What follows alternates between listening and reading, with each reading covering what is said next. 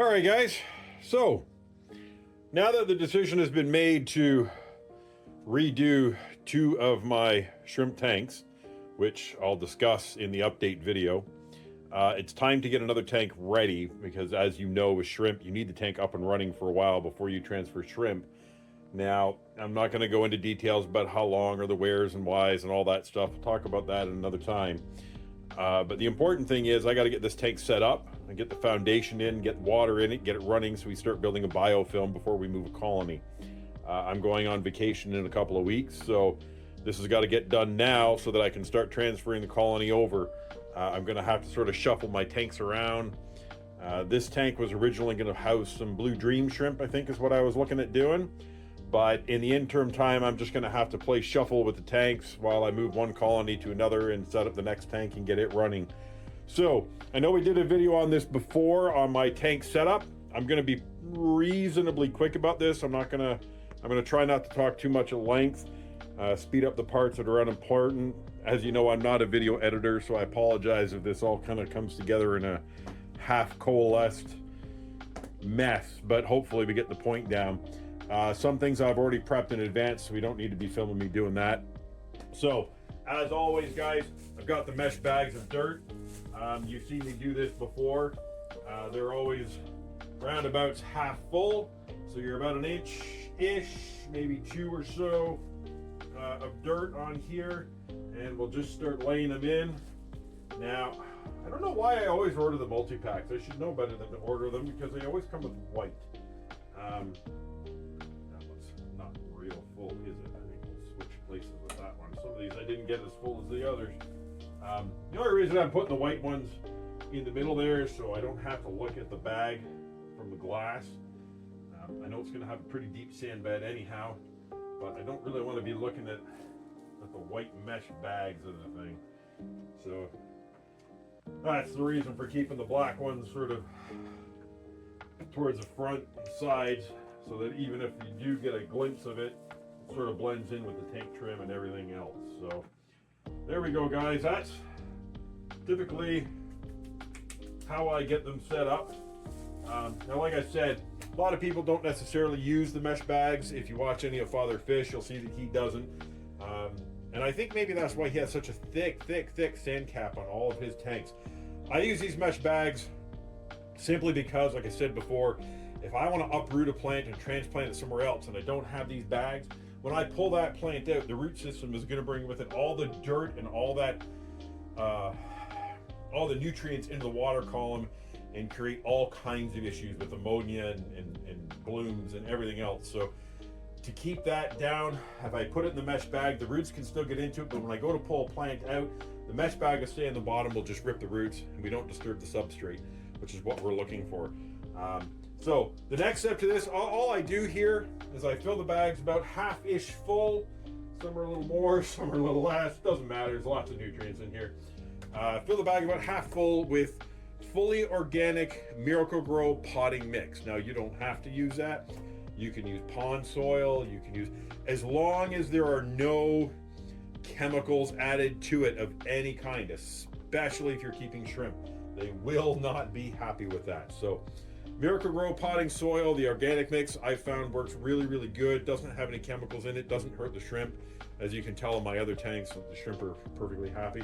The next thing I do, guys, and this is just a me thing. This is really not something you have to do, but I like to add a bit of lava rock in. It just adds sort of another level of biological filtration by having that in there. It helps start an anaerobic or anoxic environment for the bacteria to grow. Now, I don't have as much here as I usually do, so I'm going to take some of this, put that in. Yep, I know, it's dusty and you should clean that.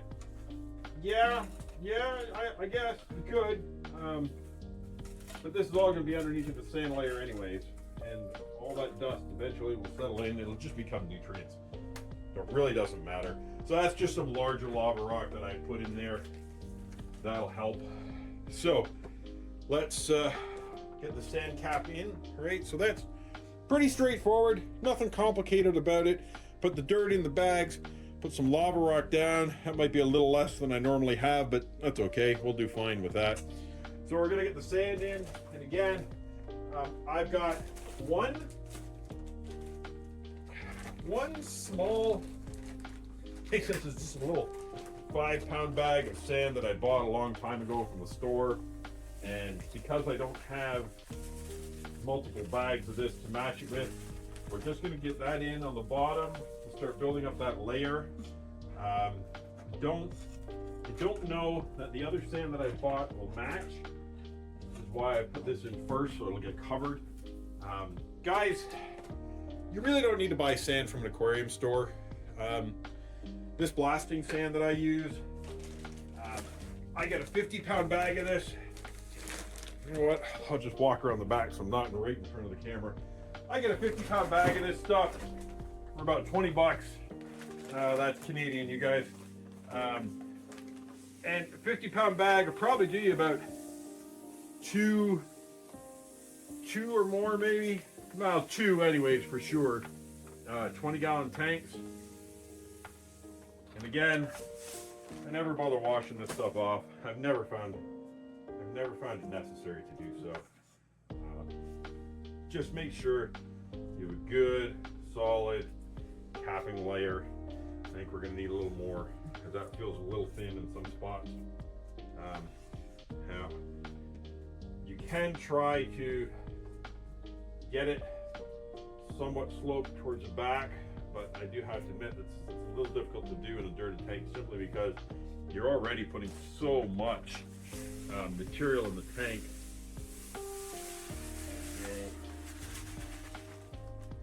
There we go, guys. It's just industrial blasting sand. That's all it is. You don't need to spend a fortune on substrate at the fish store. It's just not necessary. You really don't even need to go and get potting soil from the store if you don't want to. You can just go out to your backyard, just like Father Fish says, and dig up some of your garden as long as you haven't got herbicides, pesticides, all that sort of thing in there. It'll be fine. I like doing it this way because this way I know where everything has come from. Now, because it's black, I'm just gonna grab a quick flashlight so I can get a good look at how deep we are on the substrate. Feel like we're probably in pretty good shape. That's relatively thick.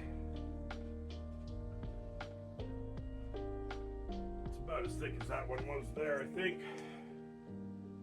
Should be okay. So, there we are with the substrate, guys. I think we're deep enough. I might add a little bit after that. So I'll go find another bag of that and cut it open, add a little bit to it, and then we'll cut back here when we start to do some hardscape. All right, guys, so we're back. I added a little bit more sand, not a lot, really very little, maybe just another 1/4 inch or 1/2 inch at most. That's a nice deep substrate. That's probably about where we should be. The last one I did, I was a little thin, not a big deal. You can always add more to it later. So for hardscape, I've got some leftover bits and pieces from aquariums that I've shut down. I want to do something with this tank in conjunction with adding shrimp to the tank. I'd also like to consider doing maybe some plecos in the tank or something to that effect. So we're looking at trying to add some way of getting these bits of wood, I had kind of messed with it earlier, into a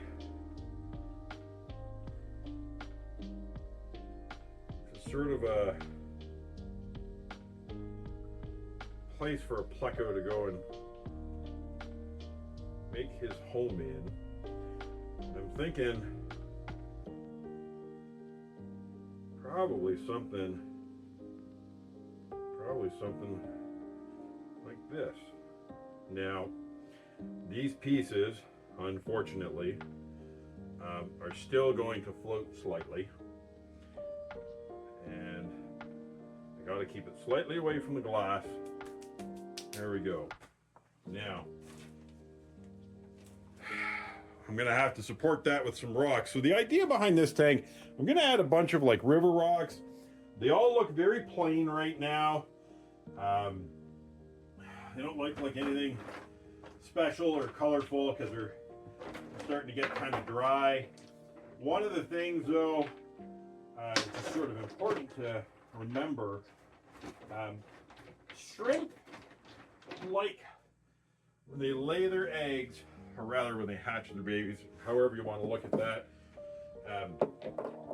if they have a big pile of rocks, that'll provide them some sort of shelter for the babies when the babies are born. They will very much lay their eggs in that clump of rocks, and the babies will stay there. Sorry guys, I'm trying to do this and talk all at the same time, and I'm not much of a multitasker. The babies will stay there in that pile of rocks for a considerable period of time in their first stages of development, and that is where all of your detritus, where all of your food, like your leftover food bits, will fall into that area. I don't know why I'm trying to be so careful with this. It's just a shrimp tank. It doesn't have to be beautiful. In any case, what I was saying, they will lay their eggs there.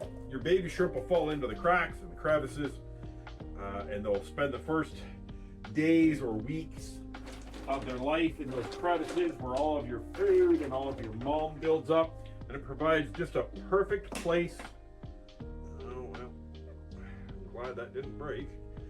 Just want to add a bunch of rocks over top of this because I'm quite sure, given the opportunity, this will float away on me unless we add some weight. We're going to try and do that to it, bring some of the rocks out, so it looks like it just got piled up there. This may change a little bit as time goes on. A lot of my tanks, sometimes I'll set them up, I'll get a look at it, and then as the tank matures and I get a sort of a second view of it, I'll start to change things up, because you recognize that what you've done as far as decorations or planting methods, or where you've put things, needs to be changed. And that happens a lot. I've already noticed that I need to change some things in the other tank that you watched me put together. I've got some of that dwarf sage that I've put in there. Unfortunately, after talking to some other people, that dwarf sage sometimes has a tendency to not be quite so dwarf, and might create me some hassle down the road. So, but yeah, the babies will spend their first little bit of their life there, and then they'll be able to venture out on their own as they get bigger. And it will increase your survival rate quite a bit, just by providing those babies with a small area where they feel safe to explore. Move that and get a little bit more space back here.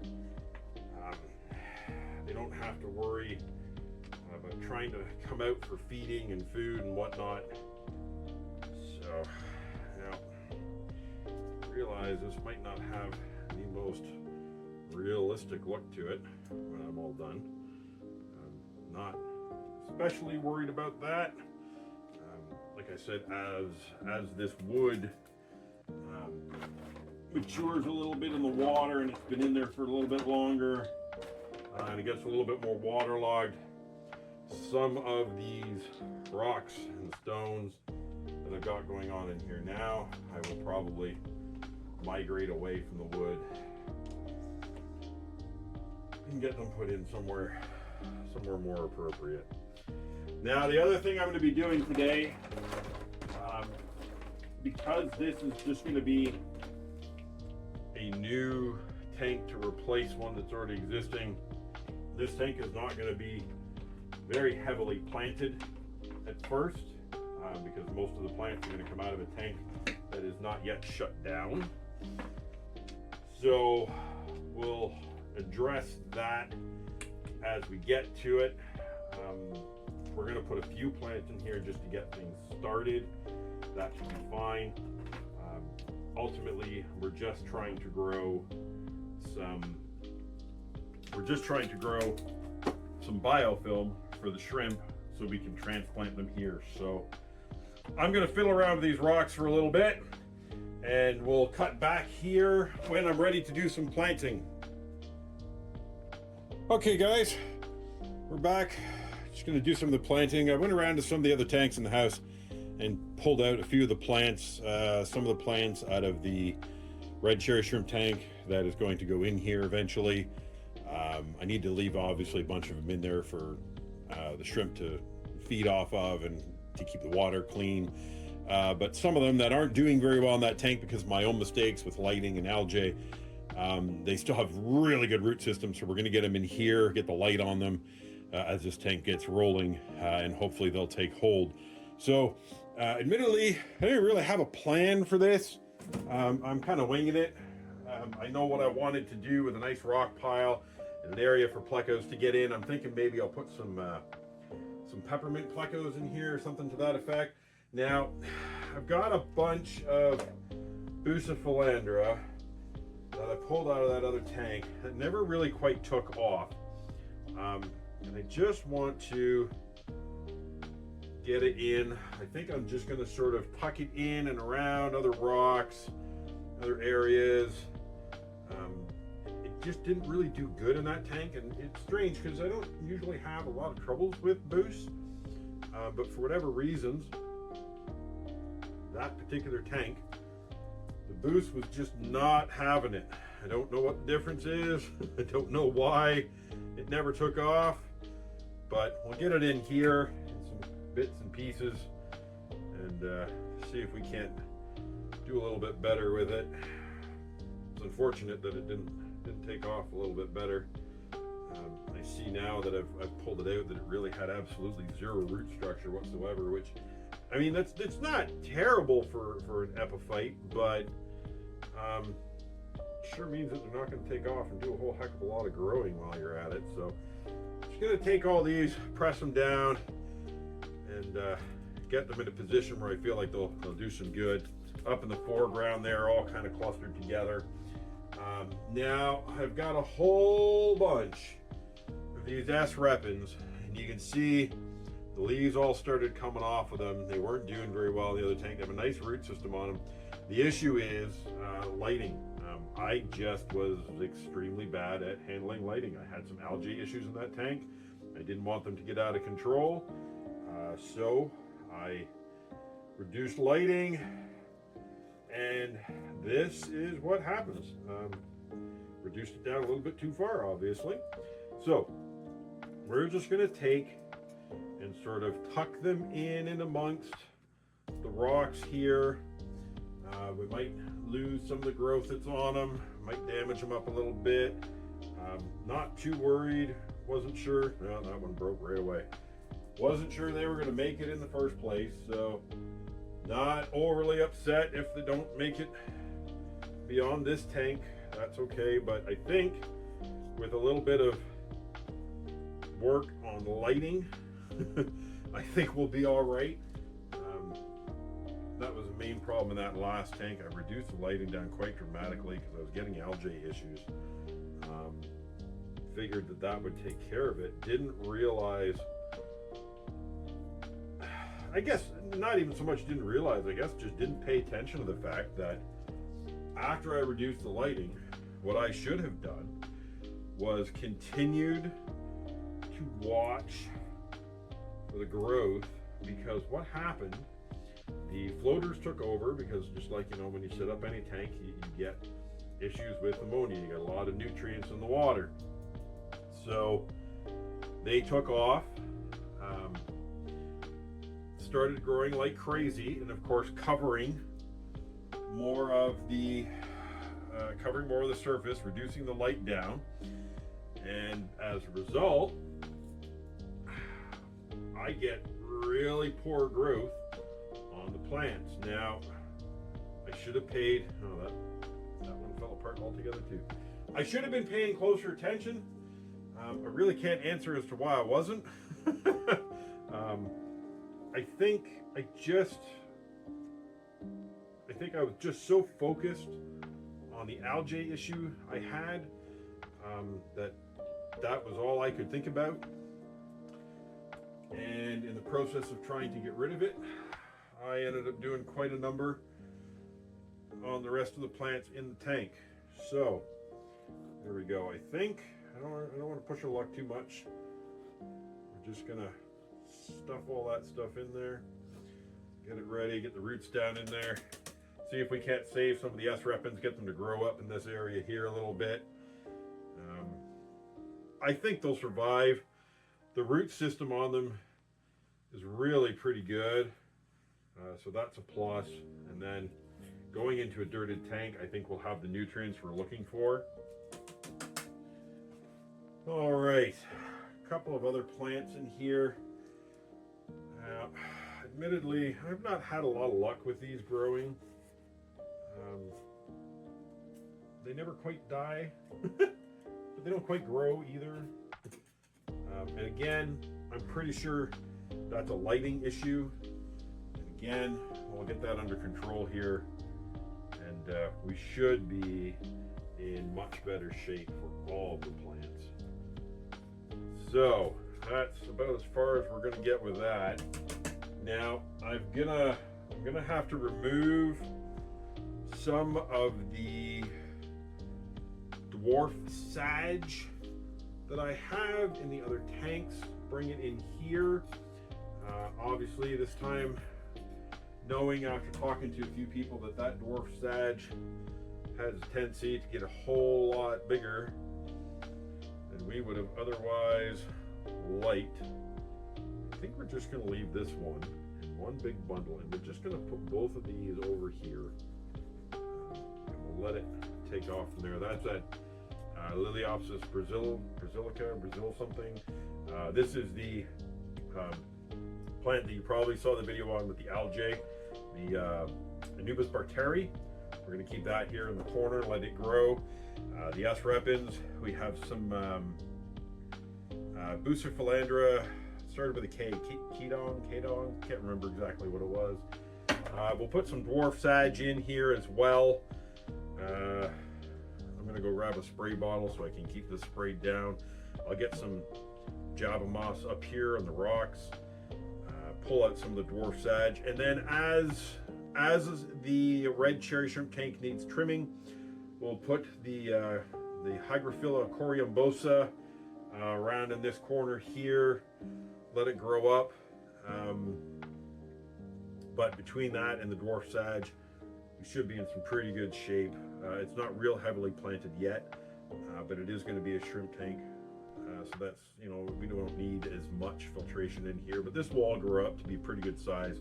If the S-repens and the Bucephalandra takes off and we get some ground cover growing in here, we'll have a pretty good plant base, but it will take a little bit. So I think what I'm going to do here, guys, I'm going to cut out here, and I'll get the tank in position, and I'll get some of the dwarf sage put in here that I expect to have in here shortly, and then we'll get it filled up, and I'll cut back to it at that point. All right, we're back. Sorry about the look at the moment. I realize the tank is pretty cloudy. Stirred everything up, putting some of the other plants in. So here we are, more or less final planting. I may or may not add a little bit more Java moss to the rock pile. I just have a tiny little sprig hanging out there to get it started. Might add some more. So I've taken some cuttings out of the other existing tanks that I have. I've taken some stuff completely out of the red cherry tank and transferred it over here, like the Bucephalandra and that sort of thing. A few cuttings of the Coryambosa Hygrophila Coryambosa, transferred over some of the dwarf sag from some of the other tanks as well. That's a nice thing. Once you get a couple of tanks going, guys, and you get your plants growing, you can pretty much just take cuttings of those plants, as long as you don't mind having the same plants. Just take cuttings of those, transfer them in the other tanks, and just sort of go on from there.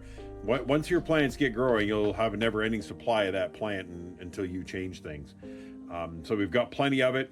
It's the Coryambosa is planted pretty sparse in here. That'll be thicker in that corner later. I've done that just temporarily. I've taken a couple of cuttings that were ready to be taken and planted them. I've left the rest of it in the cherry tank, just so that they can continue to live there until this tank gets established. So we'll let this tank run for a couple of weeks, I imagine, before we start trying to catch out the cherry shrimp. There's some really, really tiny ones in there, so it'd be nice if they grew up for a couple of weeks. It'd be a little bit easier to spot, a little bit easier to catch out.